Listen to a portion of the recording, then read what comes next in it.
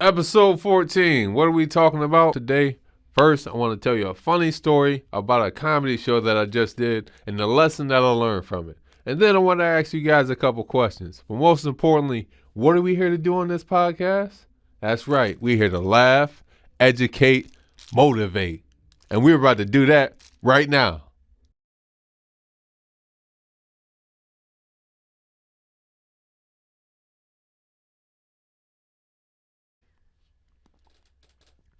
Welcome, everybody. Welcome. Come on in. Appreciate you guys stepping outside the box with Mike Terry. I'm here today. Shout out to Mike being here, the man on the ones and twos, the Swiss Army knife, the producer, the engineer, the everything, man. The ace being here with me. I appreciate you guys, man, being here today. I want to talk to you about I'm going to talk about stand-up comedy. I'm a stand-up comedian, Syracuse, New York, for those who don't know. Appreciate you guys joining us, man. Appreciate you guys joining us. Want to talk to you about stand-up comedy, man. Shout out to Chris Hassenauer from Rochester, New York. From Rochester, New York. We did a show at, it's a coffee spot named Boulder Coffee out in Rochester, New York. We got another show end of this month in April. It was a fun time, you know. Something interesting did happen, you know. In comedy, you are going to have what I call curveballs. You're gonna have curveballs, situations that you don't see coming, you didn't plan for, but you got to deal with them, and you try to make the best out of the situation. So, long story short. Well, you know, it's going to be a little bit of a long story, but so went to the show, right? Went to the show. I'm ready, whatnot. I got ideas, the jokes that I want to tell. You know, plan on doing some crowd work, perhaps. Walk through the door. I'm greeting everybody, seeing the comedians, meeting them, and it's this guy at the bar who's fucked up. You know what I mean? He's drunk. You know what I mean? Had a little bit to drink, you know what I mean? Nothing normal, nothing out of the normal, you know. I walk over there, you know what I mean, because I'm talking to the bartenders or whatever. I think I was trying to get a water or whatever, and the dude started talking to me. He's a black dude, and he was like, "Yo, just started going off like, yo, it feel good to be a made man, nigga. Like it feel good to be a made nigga, man. Anything I say, go, or anybody." I was like, "What the fuck?" Or anybody. And then he rambled on for a little bit. And it was kind of funny because no, let me not get too ahead of myself. He said that, and then he asked me if I smoked weed and whatnot. I was like, oh, actually, I'm on a break, man. I'm almost at a year. You know, I'm trying to stay positive in the conversation. I was like, oh, okay, something. I wasn't paying attention at that point. The not hostess, the bartenders started to try to divert his attention, you know, from the topic he was talking about. He was talking about gangbanging and all that shit. And they was like, "Are you here for the comedy?" He's like, "Yeah, I'm here to watch the comedy. Gonna enjoy the show, man. I'm just chilling out. Are you gonna perform?" You know, they asked him, "Are you gonna perform?" You know, trying to lighten the mood, make him laugh or whatever. They asked him if he had some jokes. He's like, "Nah, I ain't got no jokes." He continued to ramble a little bit more. I was like, all right, man, well, you have a good night or whatever. You know what I mean? I'm about to go perform. Boom, show starts. And the drunk nigga came into the show. Like he walked into the room and was talking. I don't think anybody remembers what the fuck he said. But he was just walking in there and saying stuff, and it was to the point like he was speaking like he was outside. It's like, nigga, we got a comedy show going on right now, you know. And you know, he's talking, and then he kind of being a little disruptive, and then he like walks out of the room. All right, comedy keeps going. Another person, you know, one person gets off stage, another person gets on, whatever. Then he came back in and said something else. And shout out to the comedian Good News. He's also a photographer outside of Rochester, or out of Rochester, man. Big ups to him. Funny dude as well. He tried to calm the dude down. You know what I mean? I noticed he was like, hey, bro, like, yo, like, chill out. You bugging right now. Just we got a comedy show going on. You being disruptive, just like chill out, calm down. And the nigga took offense to that. Like he was like, yo, I'm outside, man. Start walking outside. What he was too drunk to notice was that like Good News had a crew with him. Like he had, you know what I mean, a little squad with him, and just, not a whole lot of people. It was just a couple who came to watch the comedy show. They ain't come there for the bullshit, you know.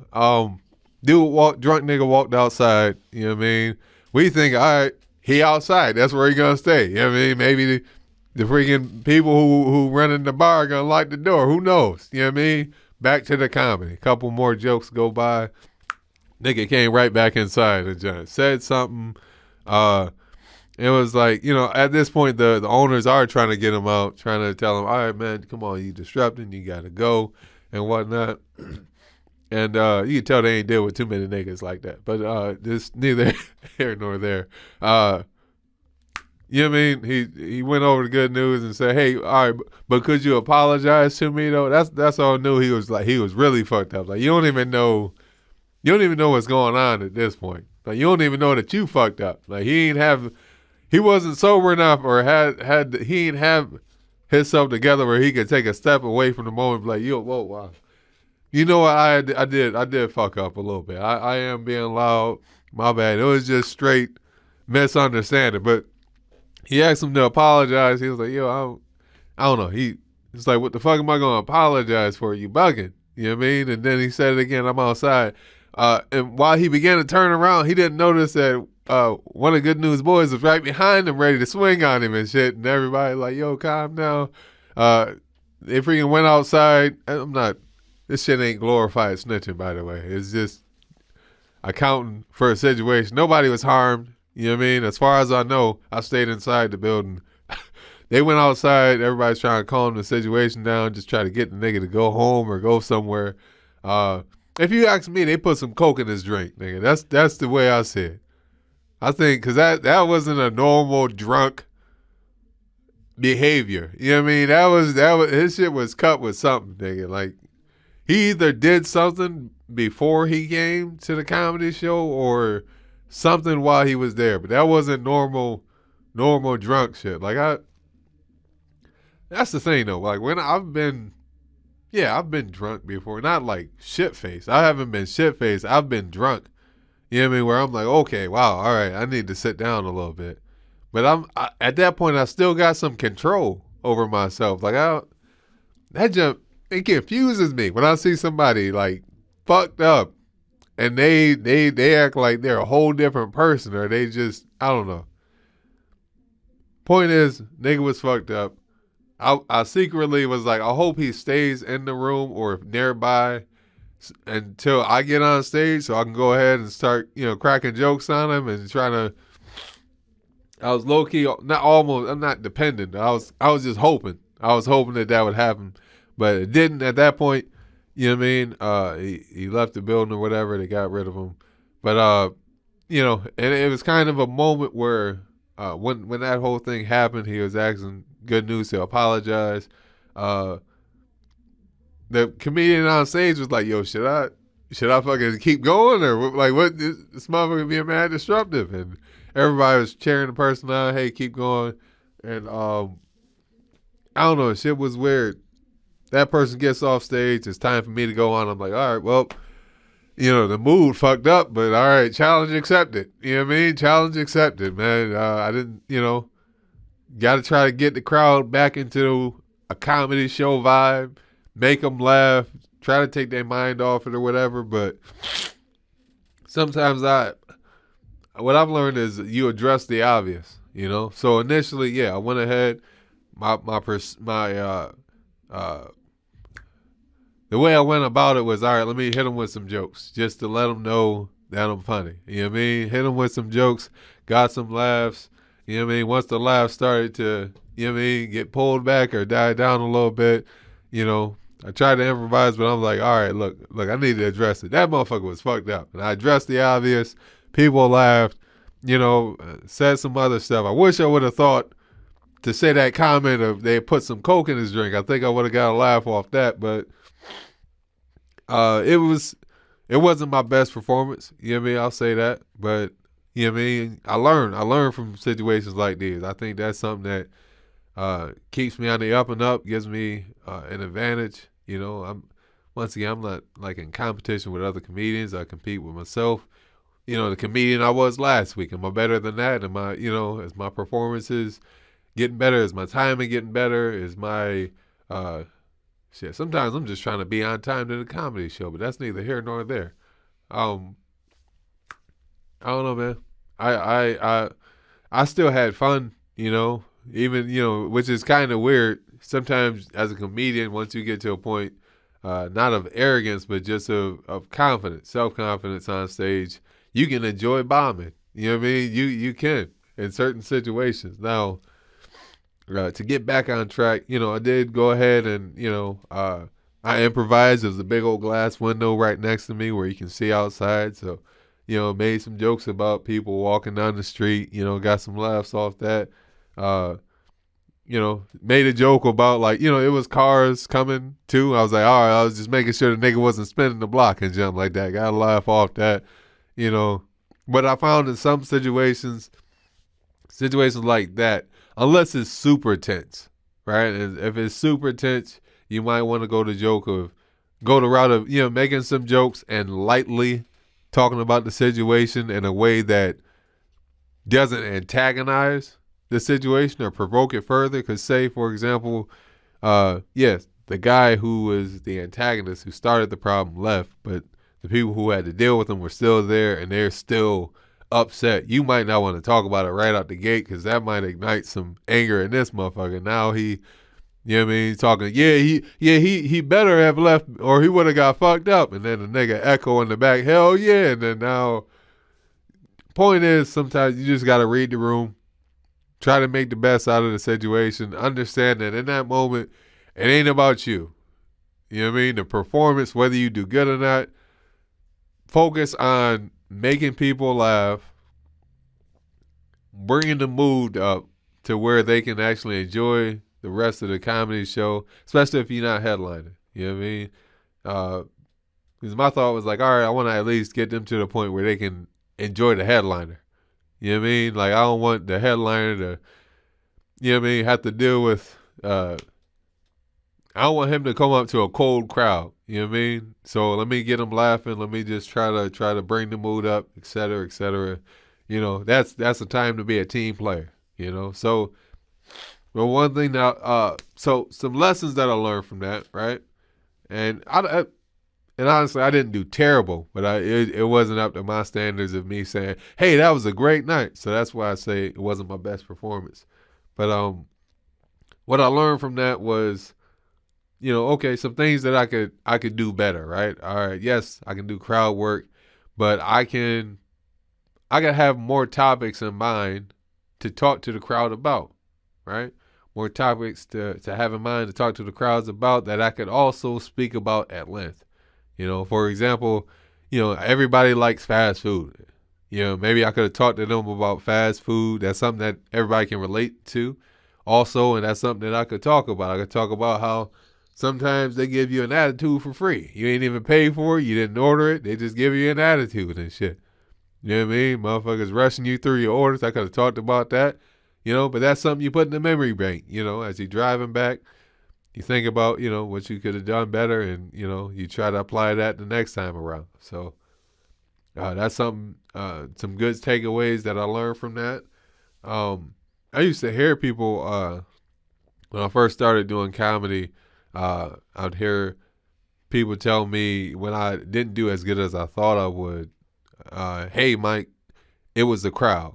You know what I mean? You know what I mean? And I always thought, like, ain't no way it's the crowd. I'm the one telling the jokes. If nobody laughed, it was because of me. But as you continue to progress through comedy and you continue to perform and stuff like that, and you encounter different audiences and you get better at reading the room, you notice, certain jokes might not be as popular tonight, and then maybe, who knows, maybe you're one of the comedians that could get your jokes over in any room, or at least can maneuver it to where people are interested and they don't end up hating you. Like, I remember I had a joke about like a woman abusing her boyfriend, you know, and it was I did this joke in a room full of women. Like it was in like a women's conference, but it was something. This is all the way back, my first year in comedy at Wise Guys. We had the comedy open mic upstairs and whatnot, and it was just a bunch of women in there, and they were coming from something, right? Coming from some kind of event, whatever. Boom. I did that joke. So the first half of it is a man being abused by his woman or something like that. She talking down on him or whatever, smack him upside the head. That's the punchline. People laugh, right? Because I look at stuff from both sides, the second part of that joke was a dude talking down, and this was 2010 people? You know what I mean? Different times. Now, this was 2010, so yeah, he was kind of like abusing her, but it wasn't like a joke where nigga punched her in the mouth. It was a joke. You know what I mean? So I did this joke where it was kind of like a flip side. I think it was, I can't remember it right now, whether it was how men and women treat each other when they're ugly or unattractive or something like that, or it was something. No, it was, the joke was about a woman losing a fight in front of her man and then how he's going to treat her after. And then the flip side was how if a man lost a fight in front of his woman and how she's going to treat him after, right? So, they laughed at the part where the woman was beating up the man and frowned upon and got silent on the part where the woman got the same treatment. And I was like, oh man, left the stage like, damn, that joke freaking bombed. It didn't do good. And they was telling me, Rasta McNasty, shout out to Rasta McNasty, he told me, nah man, it was actually the crowd and stuff like that. And then in hindsight, I understood like exactly why. So I say that to say sometimes reading the room is important. You know what I mean? Sometimes it is the audience that you get, which is, the result of like you not getting as many laughs or whatever. But, it's part of the journey. You know what I mean? Don't get discouraged, man. Just continue, learn from mistakes that you make. You are going to make them. Learn from mistakes. Learn what you can do better and just apply it moving forward. My bad. You guys probably don't hear it. There's a nigga rapping right over there in the other room, and he's trying. He's trying. You know what I mean? Everybody got an album. Everybody got an album nowadays, nigga. My barber had an album. Nigga, that's how it really gets. Nigga couldn't get an edge up, but he could get a record though. I will say that. Nah, just joking. My bad. All right, focus, Mike. All right, here we go. So, what are we gonna talk about next? I wanna get some feedback. I wanna hear some feedback, people. This is fourth episode straight with a different format. As you know, for those who have been following Outside the Box with Mike Terry from the first episode, you guys noticed that the format. Sorry, I don't mean to do that right in the microphone. The seasons has changed. It went from cold to summer or spring, and it's fucking with my sinuses and whatnot.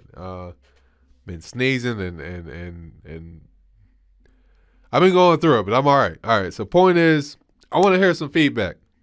As you notice, the format has changed. You know what I mean? We used to just do the countdown and get right into the episode, and I would kind of just have some points that I wanted to talk about, and just find my way around it, and just it was a more laxed structure. So now we got an intro video, right? We got an intro to the video. Boom, you see the countdown, and then we go right into the podcast. Then I hit you with the outro, and then we out. I want to hear some feedback. Let me know. You enjoy the new change?